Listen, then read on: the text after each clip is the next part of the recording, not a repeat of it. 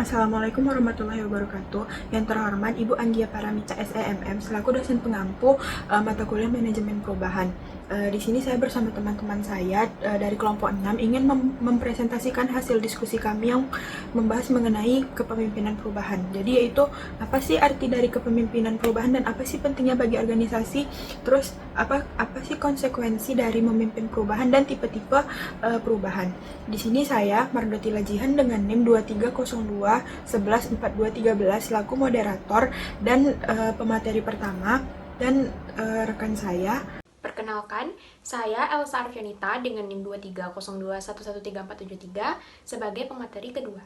Perkenalkan, nama saya Monica Paradila sebagai pemateri ketiga dengan NIM 2302125.900. Perkenalkan, nama saya Angelina Kurnia dengan NIM 2302113177 sebagai pemateri keempat.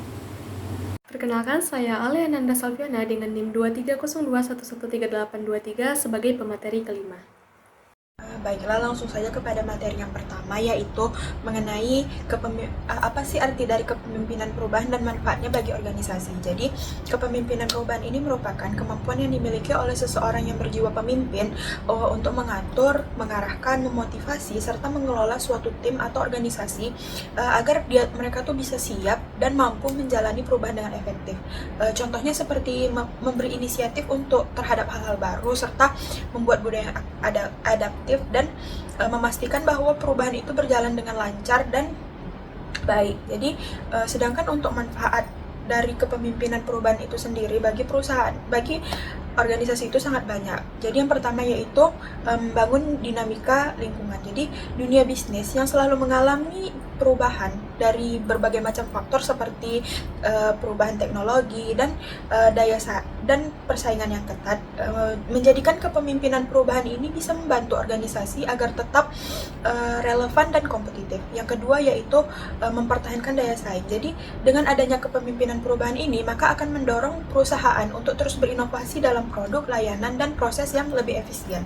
Hal ini menjadikan organisasi atau perusahaan itu sendiri bisa bertahan di pasarnya. Dan yang terakhir yaitu meningkatkan kinerja karyawan. Jadi dengan adanya perubahan, maka akan lebih mendorong karyawan untuk terus mengupgrade dirinya, lebih terus mengembangkan dirinya agar bisa lebih produktif dan lebih kreatif agar tetap bertahan di sana. Baik, sekian materi dari saya. Materi selanjutnya akan disampaikan oleh rekan saya. Baik, saya Elsa Arfionita. Di sini saya akan menjelaskan terkait konsekuensi yang dihadapi dalam memimpin perubahan, baik itu dari organisasi ataupun dari perusahaan. Nah, yang namanya memimpin suatu perubahan dari organisasi ataupun perusahaan itu tentunya bukanlah hal yang mudah, karena ada berbagai konsekuensi yang harus dihadapi oleh seorang pemimpin yang memimpin perubahan. Nah, jadi ada beberapa nih konsekuensi yang tentunya bisa dihadapi oleh seorang pemimpin dalam memimpin perubahannya. Yang pertama, itu adalah resistensi ataupun penolakan dari anggota organisasi. Nah, ketika seorang pemimpin itu membawa perubahan ke dalam organisasi, nah, hal yang sangat mungkin terjadi itu adalah resistensi ataupun penolakan dari anggota organisasi. Kenapa? Karena banyak dari anggota organisasi itu merasa mereka itu tidak nyaman akan perubahan yang dilakukan. Mereka takut bahwasannya posisi mereka itu terancam, serta mereka tidak tahu arah dari perubahan ini kemana, dan juga tidak percaya akan manfaat dari perubahan yang akan dilakukan. Nah, sehingga itu yang pentingnya dari seorang pemimpin untuk bisa melakukan pendekatan yang tepat kepada para anggota organisasinya, memberikan pemahaman yang tepat sehingga tidak akan terjadi resistensi atau penolakan dari anggota organisasi. Yang kedua, tuntutan akan kepemimpinan yang adaptif. Nah, seorang pemimpin yang memimpin perubahan itu diharuskan memiliki kepribadian yang adaptif dan juga fleksibel terhadap berbagai situasi dan kondisi yang dialami. Kenapa? Karena perubahan itu bisa terjadi secara cepat atau bahkan tidak sesuai dengan rencana yang telah direncanakan, sehingga dibutuhkan kemampuan untuk dapat menyesuaikan strategi secara dinamis. Yang ketiga, tanggung jawab terhadap hasil perubahan. Nah, seorang pemimpin yang memimpin perubahan itu memiliki konsekuensi yang sangat besar, di mana seorang pemimpin itu akan dimintai pertanggungjawabannya terhadap perubahan yang dilakukannya, baik itu berhasil ataupun gagal, di mana seorang pemimpin harus bisa menjawab kenapa dan bagaimana perubahan itu dilakukan. Oleh karena itu, seorang pemimpin harus bisa menyiapkan rencananya secara matang untuk bisa menjawab segala pertanyaan yang akan diajukan. Yang keempat, beban emosional dan juga psikologis. Nah, yang namanya menggerakkan perubahan di dalam perusahaan itu kan tentunya memberikan tekanan mental, tekanan emosional kepada seorang pemimpinnya. Kenapa? Karena mereka itu kan dihadapi oleh berbagai tekanan, berbagai tuntutan dari berbagai pihak terhadap perubahan yang dilakukannya. Sehingga seorang pemimpin itu harus bisa menjaga keseimbangan emosionalnya untuk bisa tetap menjaga posisinya agar tidak tergoyahkan. Yang kelima, kebutuhan untuk mengembangkan keterampilan yang baru. Nah, jadi dalam proses perubahan, seorang pemimpin itu seringkali untuk dituntut bisa mempelajari hal-hal yang baru juga. Misalnya nih, dalam perubahan yang memang berbasis teknologi, otomatis kan pemimpin harus bisa terkait sistem digital dan hal-hal yang terkait teknologi lainnya. Kenapa? Itu untuk mempermudah terkait pemimpin itu berkomunikasi dan berkolaborasi dengan para anggota organisasinya. Sehingga pemimpin itu juga harus dituntut untuk bisa terus mengembangkan dirinya untuk bisa tetap relevan dengan perubahan yang terjadi. Yang keenam, risiko kegagalan. Nah, jadi ini merupakan risiko ataupun konsekuensi terbesar yang dihadapi oleh seorang pemimpin ketika memimpin perubahan. Kenapa? Karena tidak semua perubahan dilakukan itu dapat berhasil. Ada risiko bahwa perubahan dilakukan itu memang tidak dapat diterima atau bahkan gagal dalam pengimplementasiannya. Dan jika itu terjadi, bisa saja pemimpin itu kehilangan kepercayaan dari bawahannya. Oleh karena itu, penting untuk menyusun rencana cadangan, evaluasi secara berkala, dan juga berupaya semaksimal mungkin belajar dari kegagalan. Di mana seorang pemimpin itu tidak takut gagal, tapi dia mampu dan bisa bangkit dari kegagalan. Baik, sekian dari materi yang dapat saya sampaikan. Selanjutnya akan dijelaskan oleh rekan saya. Baik, terima kasih kepada Elsa. Selanjutnya saya akan membahas materi mengenai memimpin perubahan dalam strategis. Memimpin perubahan strategis artinya itu adalah memandu organisasi dalam melakukan perubahan penting seperti mengubah visi, tujuan, struktur organisasi, cara kerja, teknologi, atau budaya kerja agar bisa mencapai tujuan jangka panjang. Perubahan ini biasanya bersifat menyeluruh dan berdampak besar terhadap budaya, struktur, proses, dan sumber daya organisasi. Nah, tadi kan kita sudah membahas nih garis besarnya apa itu memimpin perubahan strategis. Selanjutnya, saya akan membahas mengenai tujuannya. Tujuan yang pertama itu adalah meningkatkan daya saing organisasi. Tujuan yang kedua, menyesuaikan perkembangan teknologi dan pasar. Tujuan ketiga adalah menciptakan nilai tambah bagi pemangku kepentingan. Tujuan keempat adalah meningkatkan efisiensi dan efektivitas operasional. Dan tujuan yang terakhir adalah menyikapi krisis atau tantangan besar secara proaktif dalam suatu organisasi atau perusahaan. Nah, dalam memimpin perubahan strategis ini juga memiliki perannya. Di dalam pemimpin perubahan strategis memiliki peran. Peran yang pertama itu adalah visioner, yang dimana menyusun visi yang jelas tentang masa depan organisasi. Yang kedua itu adalah komunikator, yang mana menyampaikan alasan dan manfaat perubahan secara efektif kepada seluruh anggota organisasi agar tidak ada kesalahpahaman. Yang ketiga itu adalah penggerak, yang dimana mendorong aksi dan mengatasi resistensi terhadap perubahan. Yang keempat adalah pendukung budaya baru, yaitu membangun budaya kerja yang mendukung inovasi dan perubahan. Yang kelima ada pengelola resiko, yaitu mengidentifikasi dan mengelola hambatan serta resiko dalam proses perubahan agar berjalan lancar.